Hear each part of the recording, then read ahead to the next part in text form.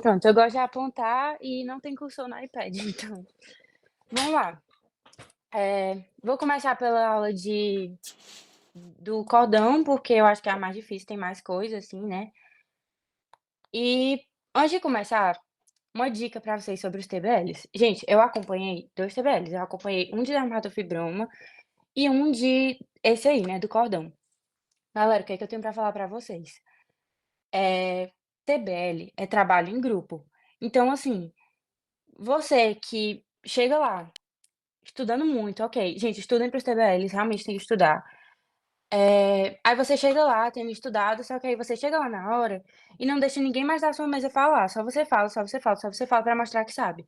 Gente, a professora Ana Paula e a professora Diva vieram falar com a gente, porque elas tiram ponto de gente assim, elas conseguem reconhecer quem estudou e que tá, tipo, querendo mostrar que realmente estudou e tá fazendo a sua parte, mas elas também reconhecem aquela pessoa que tá querendo se amostrar, tá querendo dizer que sabe mais.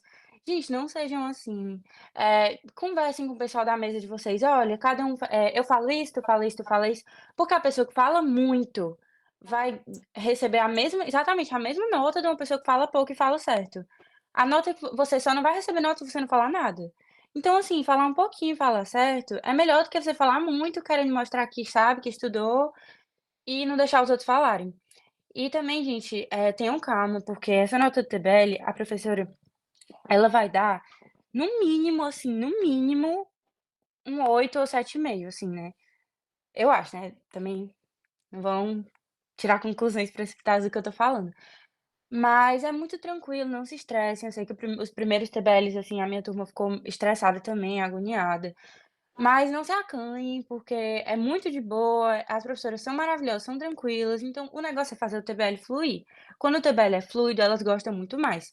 Esse aqui que eu acompanhei de placenta, a gente saiu de lá 3h40, a aula atrasou 20 minutos. Então, assim, vamos saber que horas falar, que horas não falar, deixar dar vez para os amigos também, e estudem para os TBLs. Mas o conteúdo, tipo assim, ai, é um artigo sobre pele, tipo o caso do dermatofibroma, estudem a pele.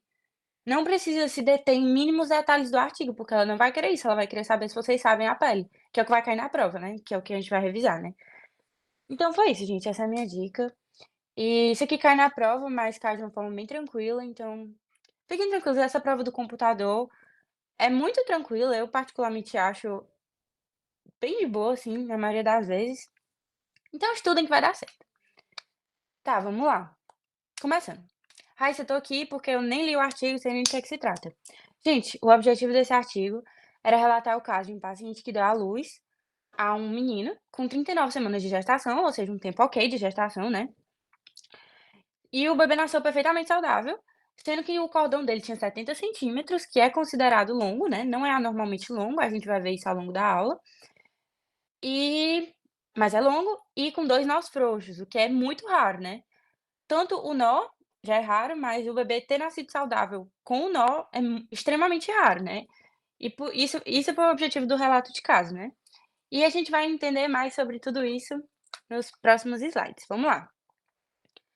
Gente, eu mandei uma mensagem no grupo avisando que eu ia dar um aviso da professora Diva. É o seguinte, essa primeira questão deu muita polêmica em todas as salas. Ela falou que ela vai passar nas salas explicando que isso daqui não vai ser cobrado dessa forma na prova de vocês, então fiquem tranquilos. Mas eu vou explicar aqui, né, porque é meu papel como monitora. Inclusive, no outro slide tá errado, tá? Eu esqueci de mudar, eu mudei só em um, então é desse jeito aqui.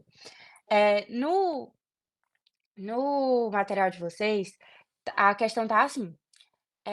Qual a relação da geleia de Walton com o colapso dos vasos sanguíneos? Isso dá a entender não dá a entender que é uma prevenção do colapso, entendeu? E a professora quis dizer isso, que ela quer saber por que que a geleia de Walton reduz o risco de colapso dos vasos, certo? Eu já coloquei aqui a resposta, porque vocês já fizeram essa questão, então nossa aula vai funcionar dessa forma. Eu coloco a questão com a resposta que vocês já sabem, a gente vai explicar por que que as outras estão erradas e vai revisar o conteúdo, tá? Então, vocês já sabem a resposta. Por que que a geleia de Walton reduz o risco do colapso dos vasos sanguíneos do cordão? É porque é um tecido conjuntivo mucoso que mantém separados os vasos sanguíneos do cordão. A gente vai já já destrinchar as próximas alternativas, mas vamos lá primeiro fazer uma grande revisão do cordão umbilical, porque não dá para responder essa questão sem lembrar do cordão umbilical, né? Gente, o cordão umbilical, eu acho que todo mundo sabe para que que ele serve, ele é uma estrutura extremamente importante, porque é ele que vai levar todos os nutrientes da mãe para o feto, né. Porque o feto ele não consegue ainda se sustentar sozinho, então e os pulmões do feto ainda não funcionam. Vocês vão ver quando vocês forem ver a embriologia do respiratório. Os pulmões do bebê só começam a funcionar quando ele tem o primeiro contato com o ar. Então, por enquanto que ele tá dentro da barriga, né, ele tá imerso em líquido, então obviamente ele não respira, né. Então tem que chegar oxigênio para ele de alguma forma. E como é que chega esse oxigênio? Cordão umbilical. Nutrientes, o feto não tá comendo.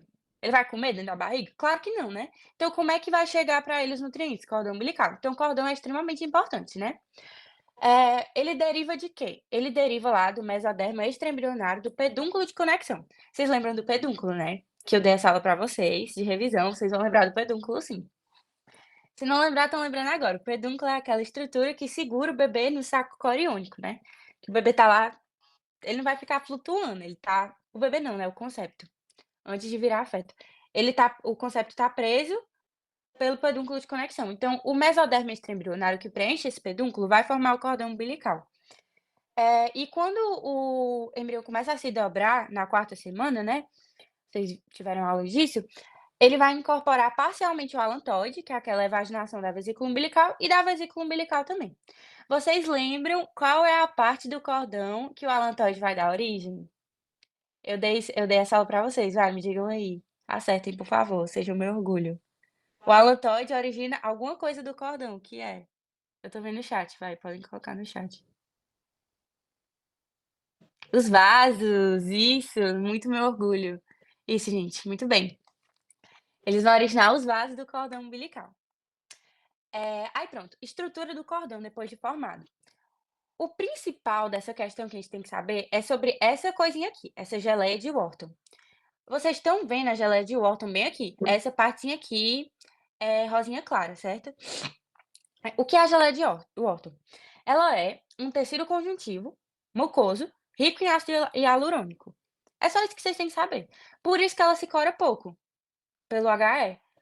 Porque ele é mucoso. Se é mucoso, vocês viram qual é o corante que cora muco, gente? A gente vai fazer uma revisão bem dinâmica aqui, porque eu sei que vocês estão cansados, eu tô cansada também, então para não ficar chato. Qual é o corante que cora muco? PAS, muito bem, arrasaram. Então, é um tecido conjuntivo rico em ácido hialurônico. O cordão umbilical tem 2 artérias e uma veia. Uma coisa, importante, que vocês tiveram na aula de placenta, eu acho, né, de circulação. Não sei se vocês já tiveram, mas eu vou falar aqui agora. No feto, nas artérias corre sangue pobre em oxigênio e na veia corre sangue rico em oxigênio, é o contrário. E aí quando o bebê nasce, esse fluxo se inverte. Então, tipo, é o contrário. Mas eu acho que isso não vai ser cobrado agora não. Na verdade, eu falei que era importante, mas é importante para a vida, não ficar chata a aula, mas enfim. Nas artérias corre sangue pobre em oxigênio e nas veias corre sangue rico em oxigênio. E esses vasos estão envoltos pela geleia de Walton, vocês conseguem ver aqui perfeitamente. Então, gente, qual é a principal função dessa geleia? É manter os vasos sustentados, vocês estão vendo, ó, que eles estão bem paradinhos aqui, eles eh, estão bem sustentados, é proteger. Imagina se não tivesse essa geleia, se os vasos estivessem soltos. O risco de ter um colapso, deles se chocarem, deles, tipo, colapsarem eles próprios, é muito alto. E não pode acontecer, porque esses vasos é o que leva todos os nutrientes para o feto. Isso não pode acontecer, senão o bebê vai morrer. Então, vocês vão pensar, a geleia de Walton vai sustentar esses vasos, certo? E uma função extra que falaram na aula que eu acompanhei, que eu não sabia, eu achei muito legal e eu fui olhar no muro e realmente tem, é que é o fechamento fisiológico do cordão, essa geleia que faz isso, mas eu acho que não vai ser cobrado não. É só pra vocês saberem. Então vamos lá, ver os erros das questões. Lembrando que, ó, que eu coloquei errado, tá, gente? É aquele primeiro enunciado, tá? Eu esqueci de trocar. É até 5 minutos após o parto, exatamente, Júlio. Isso aí mesmo. Você já sabe a resposta. É um tecido conjuntivo mucoso que mantém os vasos sanguíneos do cordão umbilical separados. Letra B. Lembrando que ele está falando da geleia de Wharton no enunciado. Deriva do mesoderma, do pedúnculo de conexão, o qual incorpora parcialmente o anatóide da vesícula. E, gente, isso tá certo se ele estivesse falando do cordão como um todo. Isso aqui é a formação do cordão, não da geleia de Wharton. É um tecido conjuntivo mucoso que permite a contração e o relaxamento dos vasos sanguíneos do cordão, ocorre de modo mais livre. Eu perguntei para a professora Diva e ela me disse que era para falar para vocês o seguinte: como ele está falando de colapso aqui, como aquele é o primeiro enunciado que pergunta por que é que evita o colapso, aqui a gente vai considerar que, assim, se é justamente o contrário. Se os vasos pudessem se movimentar de modo mais livre, eles iam colabar com mais frequência. Vocês concordam comigo? Se não tivesse alguma coisa retendo eles. Então é por isso que está errada a letra C. E a última alternativa, derivado do mesodermo extraembrionário, que é um tecido conjuntivo mucoso que possibilita o dobramento dos vasos sanguíneos formando falsos nós. Nada a ver, né, gente? É justamente o contrário. Gente, dessa questão é isso. Alguma dúvida sobre essa parte da geleia de Wharton e dos vasos? Não? Tá bom. Se tiverem, podem ligar o microfone aí ou então mandar no chat que eu volto, tá? Ó, tem uma questão no TBL falando sobre isso aqui de idade gestacional e idade fetal. Eu não coloquei a questão aqui porque é muito de leitura do artigo. Eh, e a gente já sabe que a mulher estava com 39 semanas de gestação, né. Então eu vou só revisar aqui com vocês sobre a estimativa da idade gestacional e da idade fetal. Gente, isso aqui é muito importante. Eu já fiz essa revisão com vocês também na outra aula que eu dei, mas vamos revisar aqui de novo, que isso é importante para toda a vida de vocês. Vamos lá. Semana gestacional, a gente conta a partir do primeiro dia da última menstruação da mulher. Mulher engravidou. Tô grávida, Deus me livre. Tô grávida. Quando foi a minha última menstruação? Primeiro dia, começa. Raíssa, tu pode dizer qual é a estrutura que recobre o cordão umbilical? Como assim? Eu acho que é tecido conjuntivo. Eu acho que é tecido conjuntivo. Mas eu não tenho certeza não, eu nunca vi isso, mas Porque, mas deve ser, né. desculpa, é porque tu Oi, tinha fala. falado que o alontoide ia formar os vasos, né? Aí eu queria saber se tipo, Sim. tinha alguma coisa que fazia a parte de fora e eu precisava saber ou não. Ah, não, justamente a parte de fora é o mesodermo extraembrionário, que forma também o pedúnculo de conexão, entendeu? Certo, obrigada. É, ó, porque eu não sei se isso aqui é epitélio, gente, eu não tenho certeza. Mas eu posso olhar pra vocês, mas, tipo, eu não vi em nenhum canto falando sobre revestimento não, então não se preocupem com isso não. Mas eu posso olhar pra vocês se isso é epitélio, tá certo?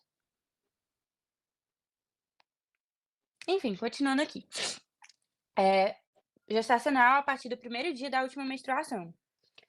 Já a semana do desenvolvimento conta a partir da data da possível concepção, que é quando? 14º dia do ciclo menstrual. Por quê? Vamos lembrar.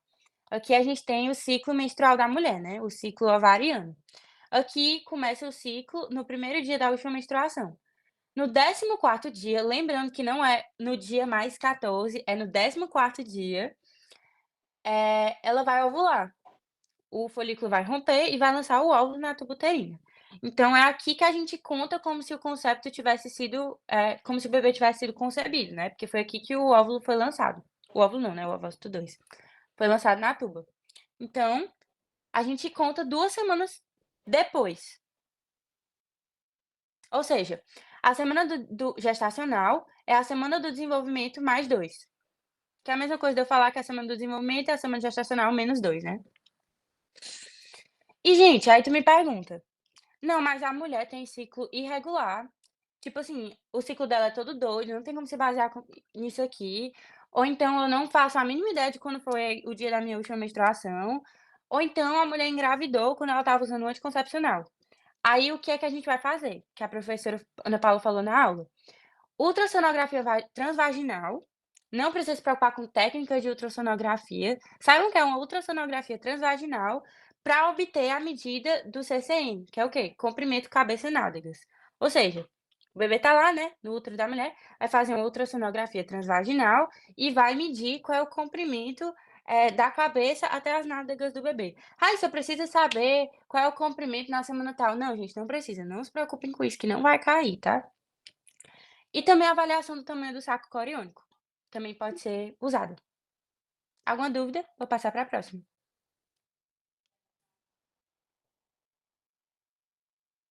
Acho que não, né? Tá bom. Segunda questão. No caso relatado no artigo, quais características do cordão e da placenta foram observadas logo após o parto? Gente, isso aqui. Ô, gente, desculpa, meus pais falando alto aqui. Espera, gente, só um minuto.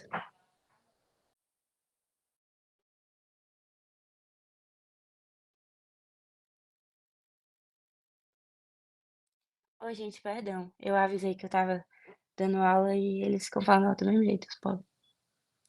Ó, o Júlio colocou aí um comentário bem legal. Não vou ler porque pra gente ir mais rápido, mas aí vocês leem aí, que bem prudente tudo que ele fala, gente, ele é muito inteligente. Adoro gente inteligente. Enfim, continuando. No caso relatado, quais foram as características do cordão e da placenta observadas logo após o parto? Isso é a leitura do artigo, tá, gente? Mas eu peguei essa questão mais para a gente conseguir, abordar os tipos de placenta e os nós do cordão, certo? Mas assim, decorem isso aqui, tá? Decorem que a placenta estava normal e que o cordão tinha 2 nós verdadeiros frouxos, porque pode ser que ela cobre também em leitura do artigo.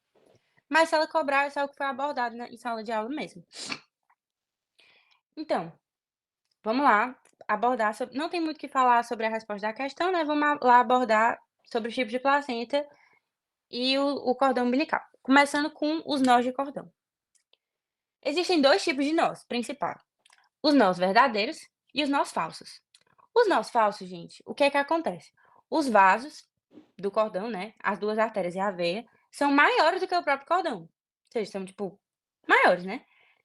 E aí eles acabam se torcendo e se flexionando, porque, tipo assim, se eles são muito grandes, como é que eles vão caber num cordão que é, tipo, relativamente pequeno, né. Então eles vão se torcer e podem produzir falsos nós, só que esses falsos nós não são significantes. Então o que é que a gente tem que saber sobre os nós falsos? Não são significantes. Acontece porque o vaso é maior do que o cordão. Acabou, é isso. Agora, nós verdadeiros. Eu destaquei aqui 4 pontos principais que eu acho que vocês têm que saber para a prova.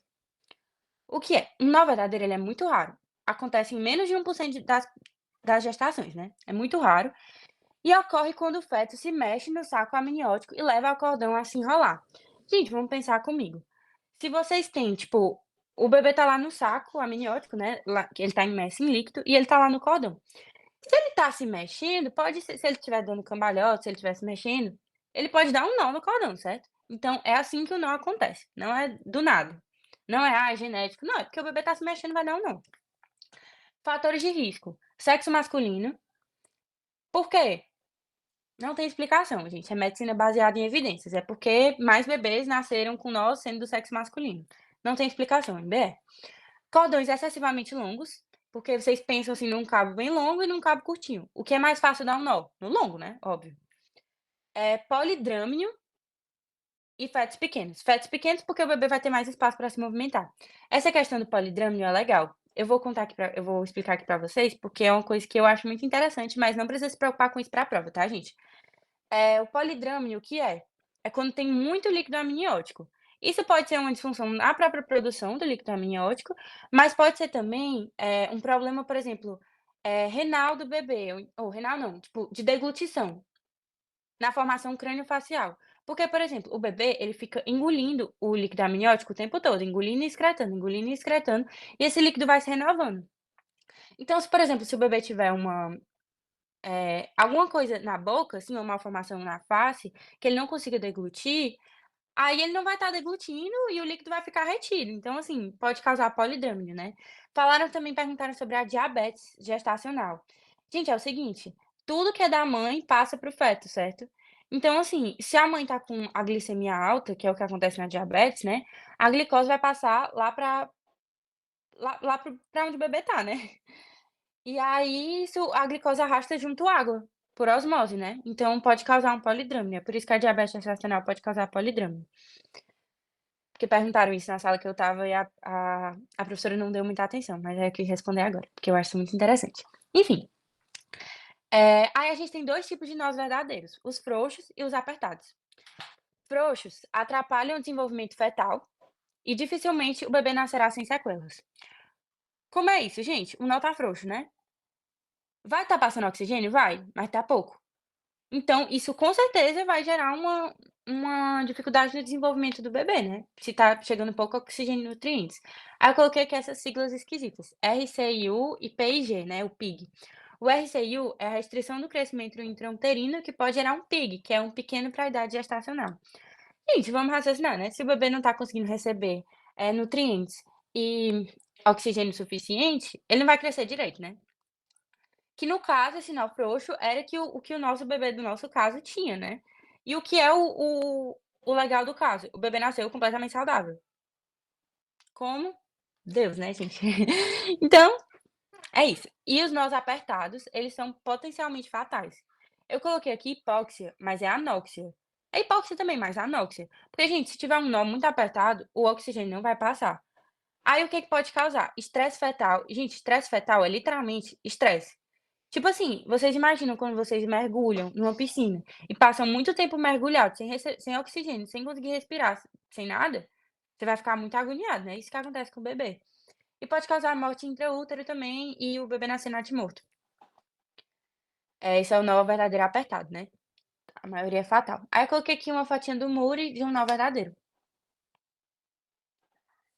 Aí diagnóstico dos nós de cordão. Diagnóstico como é? Ultrassom com Doppler colorido. Isso eu acho importante. Eh, que como é que a gente vai diagnosticar? Se tiver um nó, não vai passar, porque são ondas, né. Radiação não, não é radiação, mas são ondas. Então, assim, se tiver um nó, ele não vai estar passando, ele não vai poder captar o sangue, ele são ondas que estão captando o movimento do sangue nos vasos. Então, se tiver um nó, o sangue não está passando, então não vai captar as ondas. Então gravem isso, diagnóstico dos nós é ultrassom com Doppler colorido. Aí, gestante não pode fazer tomografia, isso aqui é só de rodapé, tá. Gente, não se preocupem muito com isso. Gestante não pode fazer tomografia, porque é radiação, mas pode fazer ressonância. Alguma dúvida sobre nós?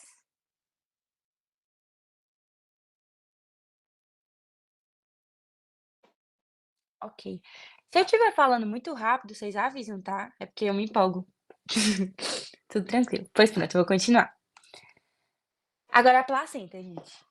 Esses foram os tipos de placenta que a professora, destacou na aula, pelo menos a professora Ana Paula, né. A implantação normal da placenta é a nível endometrial na parede posterior superior do útero, ou seja, atrás, mais para cima, como se fosse, tipo, bem aqui, certo? Só que a placenta e no endométrio, né, a nível endometrial. Eh, aí a placenta ela pode ter algumas implantações ruins, né, que são anormais. Quais são as implantações da placenta que as professoras destacaram? A placenta acreta, que vai invadir o miométrio. Pode voltar a falar da ressonância e da tomografia? Júlio, posso, mas assim, não acho que vai cair na prova de vocês de quinta, tá? E eu também não vou me aprofundar, porque eu não conheço muito sobre o tema. É não, eu acho que é isso mesmo. Pelo menos foi o que a professora falou, que Mas tomografia a ressonância, né, que tem os raios, é que ela não pode fazer, e a tomografia sim, ou é o oposto? eu acho que tá certo, mas vamos fazer assim? A gente circula aqui e no final a gente volta, tá? Pra também não se deter muito nisso, porque isso não vai cair na prova de vocês. Mas eu acho que tá certo, assim. Se alguém puder pesquisar aí e colocar no chat pra gente não ter que parar a aula. Mas eu, tipo assim, a professora Ana Paula falou assim, na aula que eu acompanhei, pelo menos. Eu acho, né? Na verdade, eu posso ter me confundido. Acontece. Enfim, voltando aqui pra placenta. Se alguém puder Não, pesquisar e colocar aí no só um chat, minuto não, Raíssa, tá certo. A ressonância não, a tá certo, ressonância né? tá certo, Pronto. Pois tá? tá bom. Mas, gente, isso não vai cair, não, tá? Não se É, preocupem. mas a nível de conhecimento, tô perguntando, você tá correto o slide, viu? Tá bom, obrigada, Manuela. Vou continuar aqui. Placenta, a nível não, foi mal. Placenta acreta, ela vai invadir o miométrio, que é a camada muscular do meio, MMM. Miométrio muscular meio. Então a placenta acreta, ela normalmente não causa complicações, para o bebê, né, no caso, mas para a mãe, ela pode acontecer de não se soltar na hora do parto, porque a mãe também solta a placenta, e tentativas de remover ela podem levar a hemorragias, né, o que pode ser prejudicial para a mãe. mas para o bebê normalmente não causa nenhuma complicação não. E na placenta percreta, ela é muito perigosa, por quê? Porque ela invade o perímetro. O perímetro é a camada mais externa do útero. Então, assim, ela pode acabar invadindo outros órgãos. Tá aqui ela, a placenta percreta. Ela pode acabar invadindo bexiga, intestino, que é todo mundo que tá ali perto, né. Aí eu tenho aqui a minha dica do pé. Eu adoro essas dicas besta, tá, gente? Percreta, perimétrio, perigosa. Vocês nunca mais vão esquecer. Precisa nem mais decorar não, que é a dica do pé, é tudo com pé. E a placenta prévia, que o que é a placenta prévia? É a implantação a nível do orifício interno do útero, que é por onde o bebê vai sair, né. Ela pode ser marginal ou completa. Marginal se ela ficar, tipo, aqui no meio e cobrir só metade do ósseo, e completa se ela cobrir o ósseo inteiro. Ela pode gerar sangramento na gestação mais tardia, tipo, no final da gestação a mãe pode ter sangramento, e é necessário fazer cesariana. Alguma dúvida de placenta?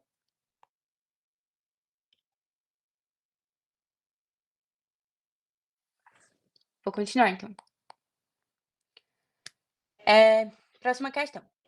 Segundo o artigo, quais são as principais desordens relacionadas ao cordão umbilical? Aí também, gente, é a leitura de artigo. No artigo ele fala, coloquei até o print aqui para vocês verem, que o prolapso de cordão e o cordão anormalmente curto ou longo são as principais, anormalidades. Lembrando que ele fala que, cordão com artéria única é muito raro, quase não acontece.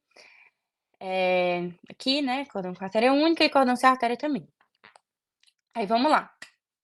O que é o prolapso do cordão? É quando o cordão cai entre o feto e o colo do útero. Tem aqui uma foto perfeita para vocês entenderem. O cordão é para estar assim, né? Junto, o colo do útero bem aqui, né? O bebê bem aqui e o cordão bem aqui, junto com o bebê. Se ele cair assim, pode ser perigoso. Pode não, vai ser perigoso, é uma emergência. Tem que consertar. Por quê? Porque pode causar uma compressão dos vasos. Tipo, o bebê pode literalmente com a cabecinha dele, ou tipo, com qualquer outra parte do corpo, né, dependendo de como ele tá virado, comprimir o vaso. Aí é a mesma coisa do nó, gente. Vai causar uma hipóxia ou até uma anóxia e vai causar, problema no desenvolvimento do bebê. Então isso aqui é emergência. Prolapso de cordão é uma das mais comuns. E o cordão anormalmente curto ou anormalmente longo. Isso aqui eu acho importante vocês saberem os números, porque tinha numa questão e tinha no artigo e a professora falou muito disso. Que o cordão, segundo o artigo, o normal, assim, é estar entre 50 e 60 centímetros. O cordão cai só na hora do parto ou pode ser também na gestação? Não, pode ser também na gestação, por isso que é emergência.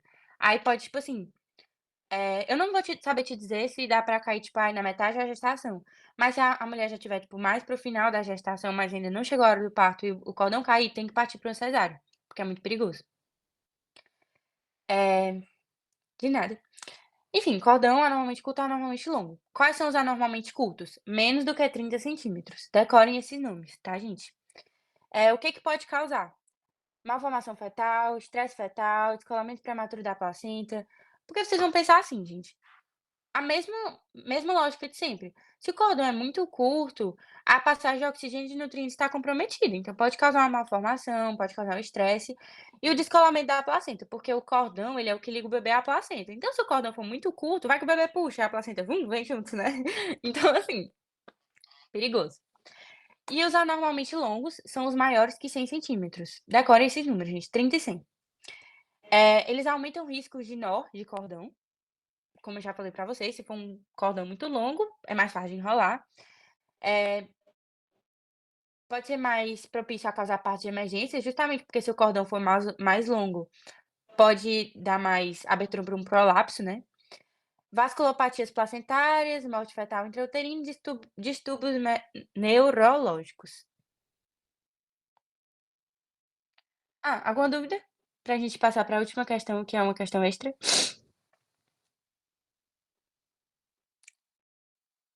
Ok, não. Pois, gente, essa questão fui eu que elaborei, se vocês tiverem alguma sugestão, assim, para elaboração de questão, agradeço, foi a primeira vez que eu fiz isso.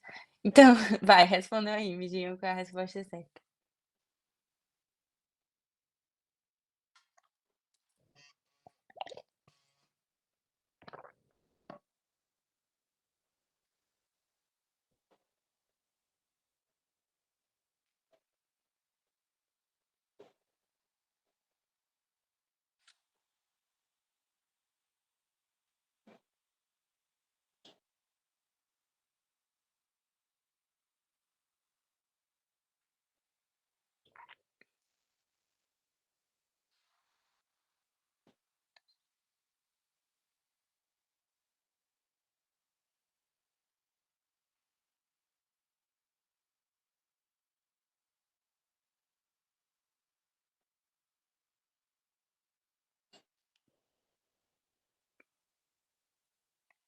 A, é, é. Gente, vou passar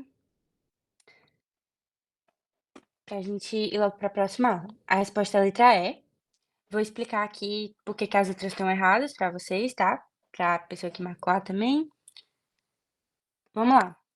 Nós frouxos são extremamente raros, ocorrendo em menos de 1% dos casos, tá verdadeiro até aí.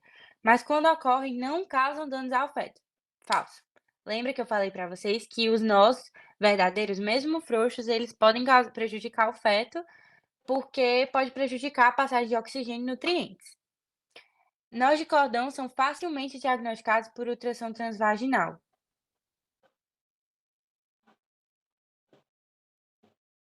Fala, meu Deus, gente, peraí. Ah, foi mal, gente. Confundi. Facilmente diagnosticado por ultrassom transvaginal. Falso. Qual é o ultrassom que diagnostica o nó de cordão? Me digam aí. Ver se vocês estavam prestando atenção. É o Doppler colorido lá. Doppler colorido, exatamente. Então não é ultrassom transvaginal. Ultrassom transvaginal é pra quê? Vocês lembram? Começo da aula? Ver o tamanho da gestação. Quando a mulher não tem um ciclo regular, e aí para ela descobrir quantas semanas ela tá, e tem que fazer aquele crânio nádegas, alguma coisa As assim. Exatamente. as medidas do crânio caudal, as medidas do fêmur, as... Exato. Isso. Então, ultrassom transvaginal é para saber, dentre outras coisas, né, mas no nosso caso, idade gestacional, e aqui é ultrassom com Doppler, falaram muito bem. A terceira, geleia de Walton é um tecido conjuntivo frouxo, rico em fibras colágenas. Falso. É um tecido conjuntivo mucoso, rico em ácido hialurônico, que envolve o sustento dos vasos, impedindo que eles colapsem, tá certo. E alguns dos principais fatores de risco para a formação de nós verdadeiros são cordões excessivamente longos, sexo masculino e polidrâmios. Corretíssimo. Alguma dúvida, gente, sobre essa questão?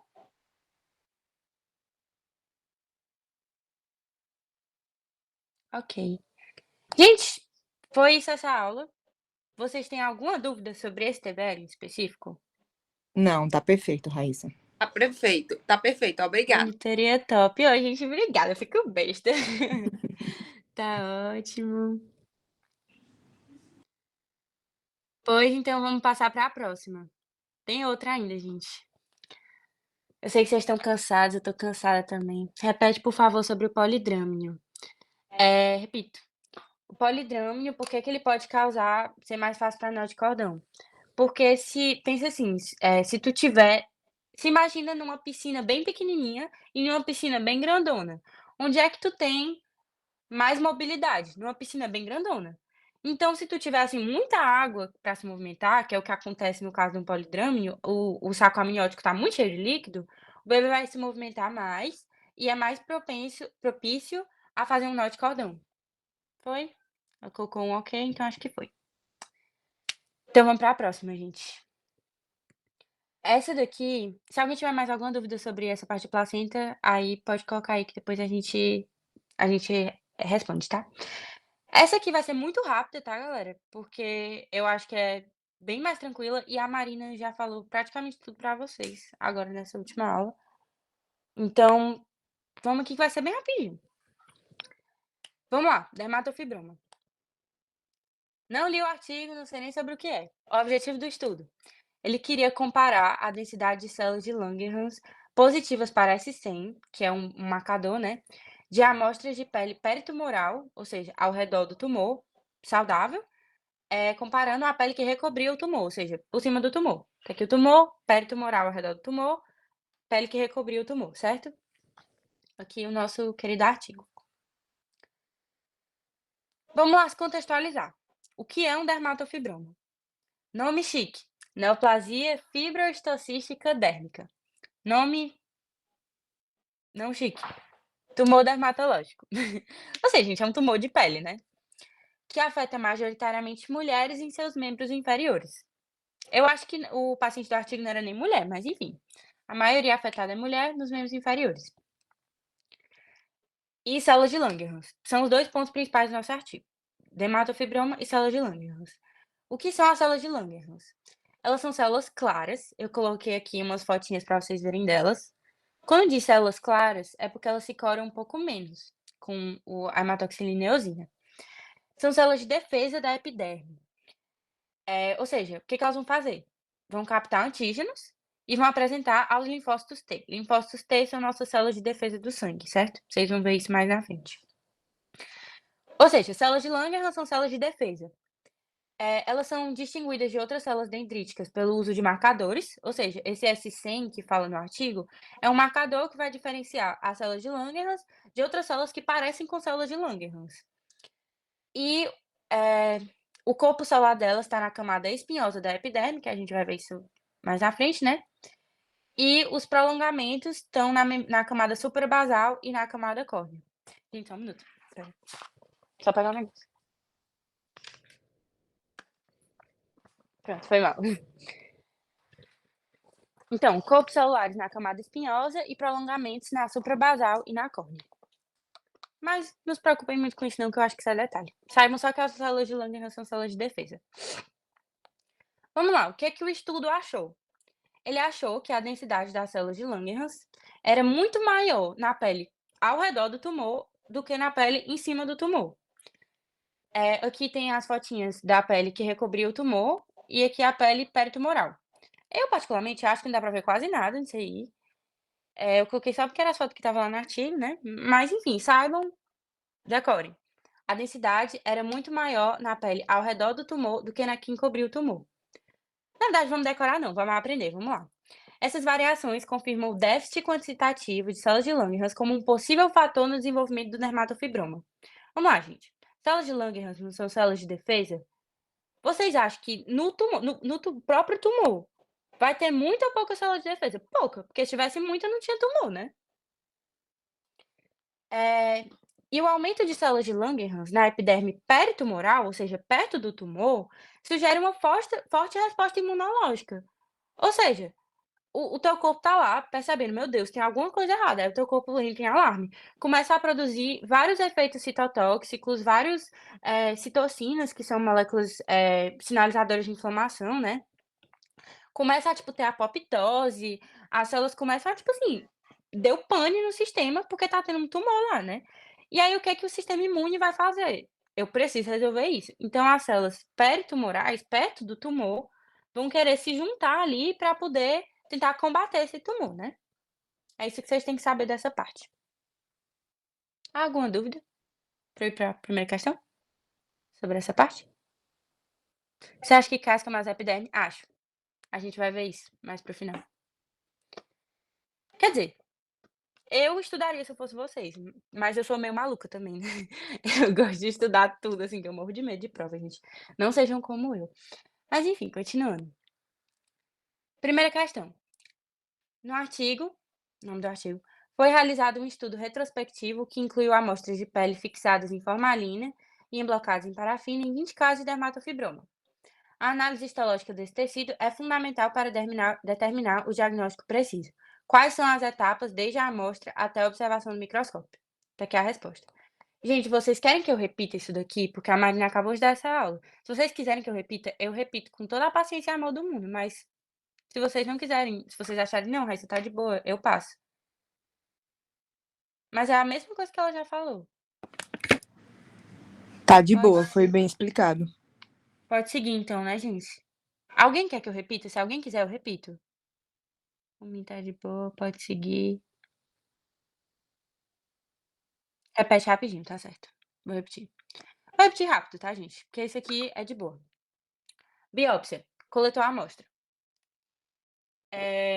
Fixação química. É para evitar que o tecido se destrua, né? Porque se eu tirar um tecido aqui e arrancar, provavelmente ele vai se destruir, né?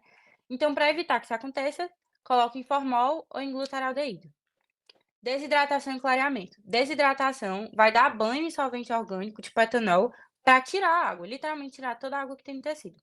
Clareamento. Vai colocar em outro solvente orgânico para tirar o solvente que já estava antes. Tipo assim, eu vou desidratar meu etanol, certo? Aí tirei a água, mas agora tem etanol. O que eu faço? Coloco em outro solvente, que é o xilol ou toluol, para tirar o etanol. Aí você inclui, coloca na parafina, né? forma um bloco e vai cortar no micrótomo. Erros na preparação podem causar artefatos ou dobramentos. A professora falou muito aqui também da parte da pescaria, que pode dobrar, porque, tipo, você, tipo, corta, aí coloca numa águazinha, assim, aí vai pescar a lâmina. Aí nessa pescaria pode dobrar, pode ter algum problema. A análise do artigo. Na análise do artigo, as células de Langerhans apresentam cerca de 3% da população celular na epiderme e são vistas em cortes corados com HE, como células claras, nas camadas suprabasais. A coloração de hematoxilina e eosina se comportam como substâncias de caráter, respectivamente. Gente, isso daqui vocês já sabem. Vou passar bem rápido. Hematoxilina e eosina vocês já estão carecas de saber, vocês não devem aguentar mais. Que a eosina é o rosa, é um corante ácido. Ele cora substâncias básicas. A Marina falou na aula. Ácido tem afinidade por base. Então, o corante é basófilo. Cuidado com isso é pegadinha. Basófilo, filo é amigo. Ele é amigo da base. Então, assim, o corante ácido tem afinidade por base. Então, ele é basófilo. E vai corar, por exemplo, mitocôndria e algumas fibras. E o roxo, que é a hematoxilina, é um corante básico, ou seja, ele é acidófilo, vai corar ácidos. E vai corar, por exemplo, o núcleo. Gente, quando vocês estiverem em dúvida, aí vocês pensam assim, porque às vezes eu me confundia, né? Até hoje eu me confundo. O roxinho sempre é o núcleo do meio, que é o mais escuro, certo? No núcleo tem o quê? Ácido nucleico. Então, se tá corando ácido, é porque é uma base. Então, hematoxilina. Aí aqui, revisando de novo os corantes, mas a Marina já falou tudo. Gente, saibam esses corantes, tá? É legal, depois vocês vão esquecer tudo, mas saibam para essa prova. Esses que estão aqui, o tricrômio, e o Precocírios. O Precocírio, gente, a minha dica para decorar é a seguinte: vocês pensam num semáforo. Eu adoro essas besteiras. Vocês pensam num semáforo. Qual é a cor de cima? Vermelho. Ou seja, ele é o primeiro. Ele tá em cima, é o primeiro. Se ele é o primeiro, ele vai colar coragem no tipo 1. E o verde, ele é o de baixo, ele é o terceiro. Então, ele vai colar coragem no tipo 3. Eu adoro essas besteiras pra decorar. Vocês nunca mais vão esquecer do Precocírios depois dessa. Aí vocês já sabem, PAS, que era carboidrato, né? Mucoso, células caliciformes, enfim. Verhoff, que cora fibras elásticas, e reticulina, que cora estruturas que têm afinidade por prata, como as fibras reticulares, que tem no fígado, por exemplo. Tem outro tricrômio também, que é o de Mallory, mas eu acho que a professora nem colocou nos slides, então acho que vocês não precisam se preocupar com isso não, para essa prova. Alguma dúvida aqui, gente? Porque eu falei rápido, porque a Marina acabou de falar isso, então... Mas se tiver alguma dúvida, eu respondo. De boa. Tá bom, vou continuar então. Qualquer coisa vocês colocam aí no chat que a gente responde depois. Ah, gente, a Marina acabou de falar isso também. Microscópio. As imagens foram feitas com câmera, a epiderme foi examinada, pequeno aumento. As células de Langerhans positivas, cada 1000 células epidérmicas foram contadas com aumento de 400. Em qual componente do microscópio óptico deve selecionar diferentes amplitudes de aumento? Gente, isso aqui já estão careca de saber também. Tô falando rápido porque a Marina acabou de falar. Só uma revisãozinha. Lentes oculares. Elas têm um aumento de 10. E as lentes objetivas é aquelas que vocês escolhem. Vocês querem 4, vocês querem 40, vocês querem... Enfim. Aí, como é que vocês vão calcular o aumento total? Isso já caiu em prova, tá, gente? Vocês vão pegar o número da objetiva, tipo, se tiver a objetiva de 40, vocês vão multiplicar por 10, que é a ocular de 10. Existem outros tipos de oculares, não precisa necessariamente ser de 10, mas na prova vai cair de 10. Então, vocês vão multiplicar a objetiva versus a ocular, para ter o aumento total, tá? Aí, gente, isso aqui a Marina acabou de falar para vocês. Platina é a mesa, onde você coloca a lâmina. O botão do macro é o para aproximar a mesa, né? O zoom maior. O micro é o zoom menorzinho, né? Mais específico. O revólver é onde você muda as objetivas. Diafragma, teve toda a discussão, né? O diafragma, ele vai, gente, pra quem não entendeu, é tipo assim, como se a luz estivesse passando aqui, tá? Aí, tipo, o diafragma, ele faz assim pra ajustar, tipo, vai passar menos luz. E a intensidade da luz é num botãozinho bem aqui. Liga, desliga, braço, gente, isso aqui vocês já sabem. E o Charriot para movimentar, para você conseguir ter mais planos de visão. Pronto, agora vai chegar a parte diferente, que vocês não viram ainda em monitoria. Vamos lá. A imagem apresenta um corte preparado em HE do material em estudo. O estudo teve como objetivo comparar imunohistologicamente a densidade das células de Langerhans positivas persistentes na epiderme peritumoral saudável com as células da epiderme sobreadjacentes a dermatofibromas. A imagem reporta a captura de uma imagem de microscopia obtida com o objetivo de menor aumento, que é aumento de 4, né? É possível distinguir alguns tipos básicos de tecido. Com base nos seus conhecimentos, analise a imagem e responda o que se pede. O que sinaliza o número 1? Gente, o número 1 é isso aqui, tá? Porque essa sinalização tá meio ruim. Mas, ó, o número 1. Vocês sabem, estão careca de saber que isso aqui é epiderme. Isso aqui é um cor de pele. Então, em cima vai ter quem? Epiderme. E embaixo vai ter quem? Tecido conjuntivo, né? Agora, vamos lá para a pele. Prestem muita atenção. Para quem não estava prestando atenção, presta atenção agora. Vamos anotar que eu acho que isso é possível de cair. Eu não sei se vai cair tão específico, mas é bom vocês saberem para a vida também, né? Para quando forem fazer prova de monitoria, vai cair isso aqui, viu? Então, vamos lá. Pele. A pele, ela tem 3 camadas, né? Epiderme, derme e a hipoderme, que a gente não considera como uma camada da pele, mas enfim, não vem ao caso no momento. A gente vai estudar epiderme e derme. A epiderme, ela é composta por quem? Tecido epitelial estratificado, pavimentoso, queratinizado. Gente, isso aqui vocês têm que saber de cor e salteado. Não só para o TBL, mas também para a aula de tecido epitelial que vai cair. Vai cair isso aqui. A epiderme é o quê? Tecido epitelial estratificado, ou seja, tem várias camadas de células. Pavimentoso, ou seja, as células da última camada são achatadas. Queratinizado, ou seja, com queratina. Vocês vão pensar assim, é óbvio que tem queratina. A queratina, ela serve para quê? Para impermeabilizar a pele. Imagina se a pele de vocês não fosse impermeável. A gente estava lascado, porque ia entrar tudo. A gente estava literalmente lascado, não ia sobreviver um segundo vivo. Então tem que ter queratina, não esqueçam disso. Vamos lá, camadas da epiderme. A gente vai de baixo para cima. Se a gente for raciocinando, não fica difícil. Vamos lá. Eu coloquei aqui uma foto do Junqueira e aqui a foto de um site que eu vou já mostrar para vocês. No final tem surpresa para quem ficar até o final, viu? Uma dica. Vamos lá. Primeiro extrato é quem? Basal. Basal, gente, vai ter células tronco. Célula tronco de quê? Das células da epiderme. Quais são as principais células da epiderme? Coloquei aqui. Grifem isso aqui, queratinócitos. São as principais células da epiderme. O próprio nome já diz, vai produzir quem? A queratina, né? São as principais células dos queratinócitos. E aqui no extrato basal tem células tronco. Vocês vão pensar, a nossa pele, gente, ela tá a todo momento se renovando. Então, assim, tem alguém que renovar essa pele, né? Ela não vai se... surgiu aqui. Não. As células tronco vêm desse extrato basal. Além dos queratinócitos, a gente tem mais 3 tipos de células.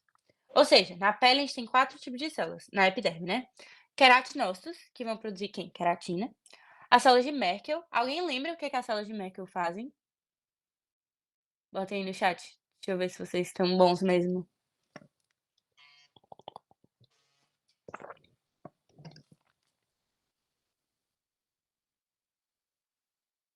Pressão. Boa, Dei. Muito bem. As células de Merkel, gente, elas vão captar vibrações e pressão, né? São as células do tato. Células de Langerhans, né, que a gente viu aqui durante toda a aula, que são as células de defesa. E os melanócitos, que é o que dá cor. Vamos raciocinar comigo, não decorem, aprendam. Na pele a gente precisa de quê? A gente precisa de queratina, então a gente tem queratinócitos. A gente precisa de sentir, a gente tem Merkel. A gente precisa de defesa, a gente tem Langerhans. E a gente precisa de cor, a gente tem melanócitos, certo? Então, extrato basal é isso. Depois de extrato basal, vem quem? O extrato espinhoso. O extrato espinhoso é basicamente os queratinócitos que foram produzidos no extrato basal, eles vêm aqui para cá, para essa parte aqui. E eles são bem unidozinhos pelos desmalsomos, né? Que vocês viram quando vocês estudaram epitelial, que são junções basolaterais que vão unir as células, vão deixar as células bem unidinhas. Então, o extrato espinhoso é só isso. Ele chama espinhoso, esses 4 estão no extrato basal. Sim, acredito que sim. No extrato espinhoso, ele é chamado espinhoso porque como os desmossomos deixam as células juntinhas, dá um aspecto de espinhos, certo? O extrato granuloso, que ele vai ter células com grânulos. Aí tem 2 tipos de grânulos. Isso eu não acho que vocês precisem saber, só saibam que aqui tem grânulos. Mas, vou dizer aqui, só por dizer, grânulos lamelares, que eles vão carregar lipídios, L com L, lipídio, lamelar, e os grânulos querato-hialinos, que querato vem de queratina, né, e hialina é uma cartilagem, vocês vão ver. Então é isso, gente, extrato granuloso, ele tem grânulos, que são 2 tipos, mas não precisa se prender muito a isso. O extrato lúcido, que são células que vão perdendo o seu núcleo. São essas células aqui. Gente, vocês imaginam essas células como se elas estivessem subindo num elevador. Aí, à medida que elas estão subindo, elas vão perdendo citoplasma. Aí chega no extrato lúcido, elas perdem núcleo. E chega no extrato córneo, elas morrem. É literalmente isso, gente. Não decorem, aprendam. No extrato basal, elas nascem. No extrato espinhoso, é a parte que elas estão de boaça. No extrato granuloso, elas recebem grânulos. No extrato lúcido, elas começam a ficar pobres já, elas começam a perder núcleo, a perder citoplasma. E no extrato córneo, morreram, é só células mortas.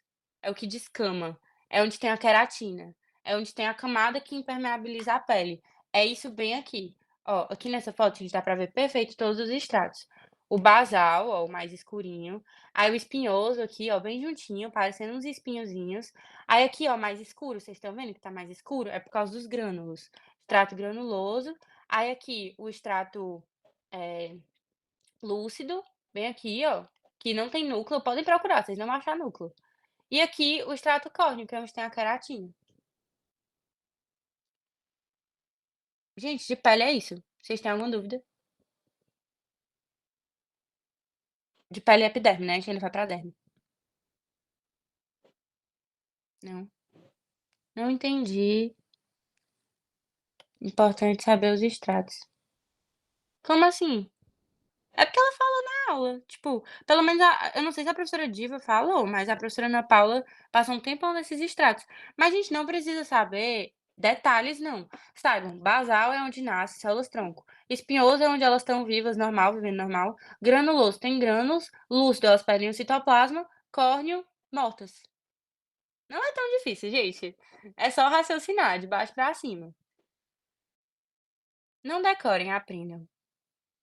É muito melhor pra cabeça de vocês.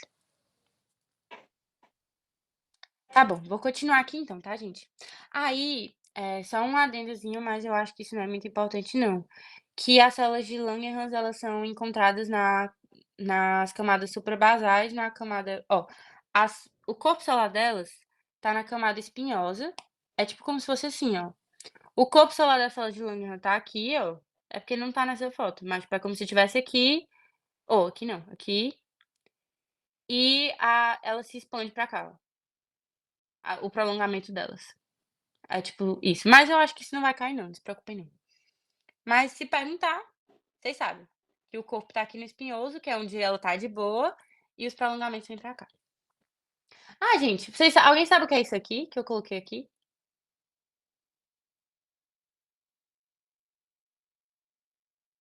Isso não é nem pra essa aula não, é pra... Oi, fala. Folículo Folículo piloso. piloso. Exato, isso é um pelo. Mas enfim, vamos ver isso melhor agora. Derme. Derme é mais fácil, gente, do que a epiderme. Não tem 1000 Raíssa, camadas. Oi. tu pode só mostrar de novo naquela foto onde é que tá o extrato lúcido e o extrato granuloso, que eu não tô conseguindo diferenciar. Extrato lúcido e qual?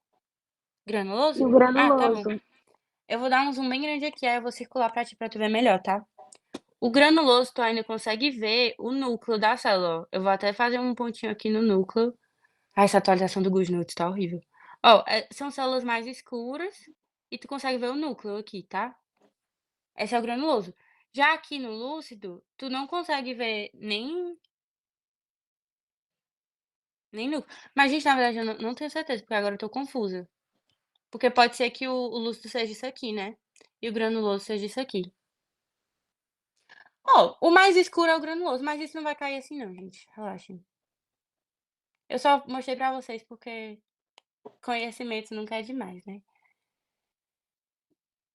Mas eu acho que isso aqui é o granuloso, viu, pra quem perguntou, eu acho que é essa parte aqui. E o lúcido deve estar, tipo, mais por aqui, e o córneo é esse último aqui, tá. Tá, enfim, vou continuar. Derme. Tá acabando, gente, esse é o último slide, eu acho. Esse é o último slide. Derme. A derme tem 2 camadas. A camada papilar e a camada reticular. A camada papilar é o que vai formar as papilas dérmicas, que é essa parte aqui que, tipo, vai tipo assim, fazer umas ondinhas, assim, com a epiderme, tá. Essa parte é a camada papilar. A camada papilar é tecido conjuntivo frouxo, ok? Tá aqui ele, ó, tecido conjuntivo frouxo, camada papilar. E a camada reticular, que é a parte mais para baixo, né, que é tecido conjuntivo denso não modelado. Para vocês não se confundirem, vocês pensam assim, a camada reticular é densa, certo? Ah, é modelada ou é não modelada? Gente, tecido conjuntivo denso modelado tem uma coisa muito dura, tipo no tendão. Vocês já viram músculo, vocês sabem como um tendão é duro. Aquilo é tecido conjuntivo denso modelado, precisa de muita força. Mas o tecido conjuntivo denso não modelado não precisa de tanta força, ó. Tu consegue puxar aqui tua pele tranquilo, entendeu?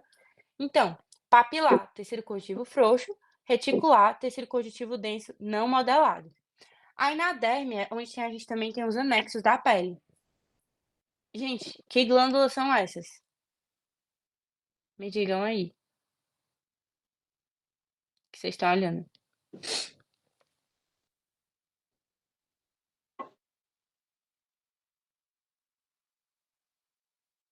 Sudoríparas, exato. Não, é sudoríparas, Arnaldo. Porque assim, as sudoríparas, vocês vão pensar nelas como sempre várias bolinhas assim, certo? Várias bolinhas. Isso aqui é uma glândula sudorípara. Sempre que vocês verem isso, é glândula sudorípara. E as sebáceas, elas são, noveladas, exatamente. As sebáceas, elas normalmente vêm juntos com o folículo piloso, eu não coloquei aqui, mas a Marina, eu acho que a Marina ou a Larissa, alguém vai dar aula de tecido conjuntivo para vocês ainda e de glândulas e vai aparecer isso uma hora. Mas saibam que as sudoríparas, elas são vários tubinhos assim, e as sebáceas, elas são bem características também, se vocês botarem na internet aparece. E elas estão sempre perto de um folículo piloso. Tá aqui ele.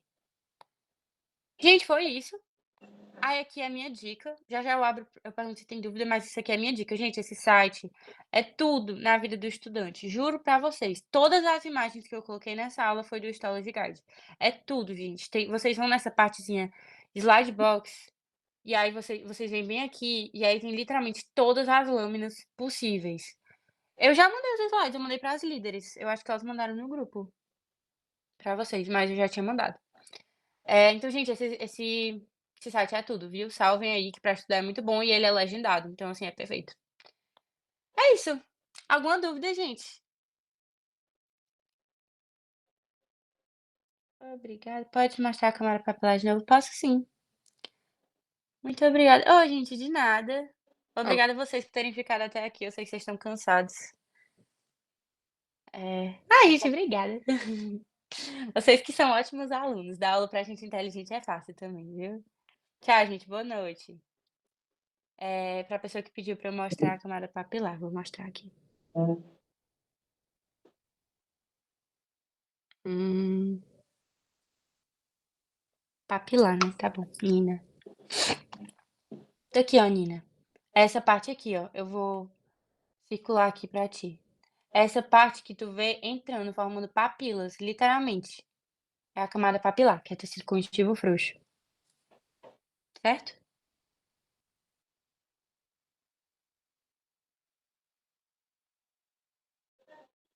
Pois tá bom, gente. Se tiverem alguma dúvida, alguma angústia, podem mandar pra mim. Se eu não responder na hora, é porque eu tô com 1 milhão de coisas pra fazer, mas eu respondo uma hora. Viu? Tchau, gente. Obrigada pela atenção. Boa noite pra vocês.